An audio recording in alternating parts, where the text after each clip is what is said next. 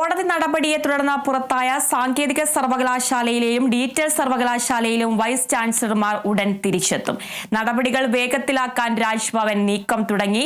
Supreme കോടതി നിർദ്ദേശപ്രകാരം സംസ്ഥാന സർക്കാരും ഗവർണറുമായുള്ള ചർച്ചയ്ക്ക് സാധ്യത തെളിഞ്ഞു.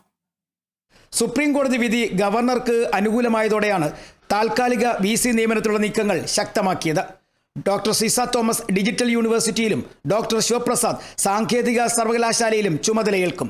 അതേസമയം സ്ഥിരം VC നിയമനത്തിലുള്ള നീക്കങ്ങൾ വേഗത്തിലാക്കാൻ സുപ്രീം കോടതി നിർദ്ദേശമുണ്ടെങ്കിലും സെർച്ച് കമ്മിറ്റികൾ ഉൾപ്പെടെയുള്ള കാര്യങ്ങളിൽ തീരുമാനം ഉണ്ടാകണം. ഇപ്പോഴത്തെ അവസ്ഥയിൽ ഗവർണർക്കാണ് സെർച്ച് കമ്മിറ്റി അംഗങ്ങളെ നിയോഗിക്കാനുള്ള അധികാരം. എന്നാൽ VC നിയമനത്തിൽ ചാൻസലർ കൂടിയായ ഗവർണറെ ഒഴിവാക്കാൻ വേണ്ടി സർക്കാർ കൊണ്ടുവന്ന ബില്ല് ഇപ്പോൾ രാഷ്ട്രപതിയുടെ പരിഗണനയിലാണ്.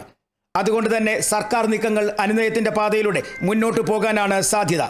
കേരളത്തിലെ 14 സർവകലാശാലകളിൽ ആരോഗ്യ സർവകലാശാലയിൽ മാത്രമാണ് സ്ഥിരം വൈസ് ചാൻസലർ ഉള്ളത്.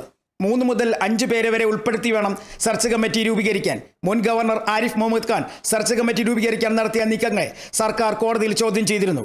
ഡിജിറ്റൽ സർവകലാശാലയിലും സാങ്കേതിക സർവകലാശാലയിലും VC നിയമനത്തിന് സർക്കാർ നൽകിയ പാനലുകൾ ഗവർണർ ഇതുവരെ പരിഗണിച്ചിട്ടില്ല. Kerala vision news, Thiruvananthapuram.